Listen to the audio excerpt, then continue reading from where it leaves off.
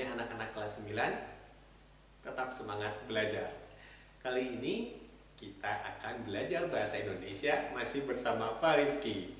Nah, jangan lupa, pertama mandi, yang kedua menggunakan pakaian terbaik, yang ketiga sarapan pagi atau makan pagi, yang keempat menyiapkan tempat yang nyaman untuk belajar, dan yang kelima jangan lupa berdoa kepada Allah Subhanahu wa Ta'ala agar diberikan ilmu yang bermanfaat.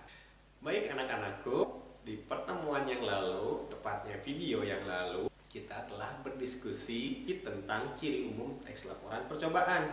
Masih ingatkah kalian teks laporan percobaan, ciri-cirinya? Ada berapa? Betul sekali, ada 4. Yang pertama, bertujuan untuk memberikan informasi. Yang kedua, teks laporan percobaan memiliki objek yang dijadikan penelitian. Yang ketiga, teks laporan percobaan membahas hasil. Dan yang keempat, teks laporan percobaan menyampaikan manfaat yang diperolehnya.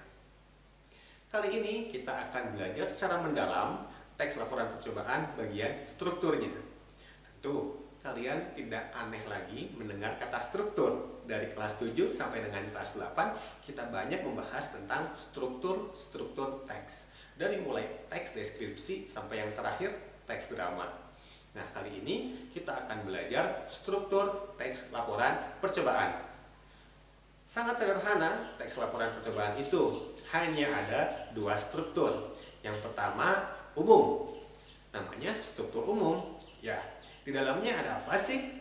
Di dalam struktur umum ini, teks laporan percobaan dijelaskan mengenai tujuan dan juga objek yang diharapkan. Jadi, di bagian umum ini dijelaskan latar belakang dijadikannya percobaan, dilakukannya percobaan, dan juga objek yang dijadikan percobaan. Nah, barulah di bagian kedua atau struktur kedua, yaitu uraian. Di bagian uraian ini dijelaskan secara mendetail mengenai penelitian yang dilakukan, dari mulai penggunaan alat-alat sampai bahan-bahan yang diperlukan. Kemudian ada proses atau prosedur penelitian atau langkah-langkah percobaan yang dilakukan. Yang berikutnya hasil dan juga membahas hasil percobaan yang dilakukan. Dan terakhir, biasanya dalam teks laporan percobaan bagian struktur uraian ini dijelaskan simpulan dan juga manfaat hasil percobaan yang dilakukan. Nah, itu dia. Jadi, teks laporan percobaan memiliki 2 struktur ya. Yang pertama, umum, dan yang kedua, uraian. Kalian masih belum paham? Oke, Bapak akan menampilkan video yang berisi teks laporan percobaan. Bapak akan pandu, jadi kalian tolong simak dan juga pahami teks yang akan Bapak sajikan. Nah, di bagian ini adalah judul. Di bawahnya adalah bagian umum. Bisa kalian lihat, di situ ada tujuan teksnya. Tujuannya apa, kemudian objek yang dijadikan penelitian apa, dan juga hasil yang akan diharapkan. Baru ketika kita scroll ke bawah, lihat di sini adalah bagian alat dan bahan. Di bagian alat dan bahan ini dijelaskan poin-poin.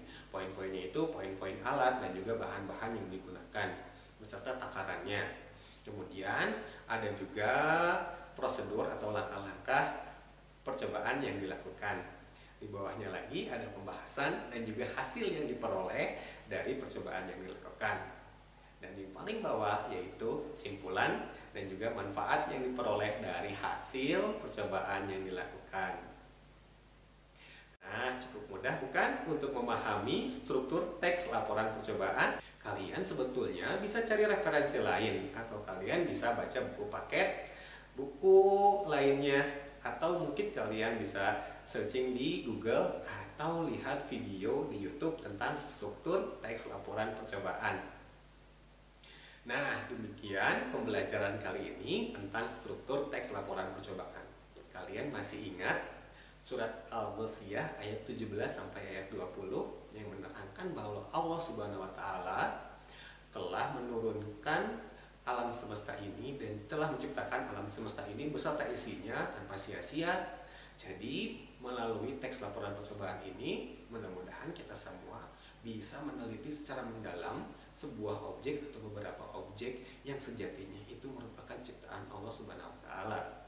Dan harapannya dengan kita memahami dan juga kita bisa mencipta teks laporan percobaan ini, kita bisa mensyukuri bahwa segala sesuatu ini merupakan ciptaan Allah Subhanahu wa Ta'ala. Demikian video pembelajaran yang Papa sajikan. Kita bertemu lagi di video berikutnya.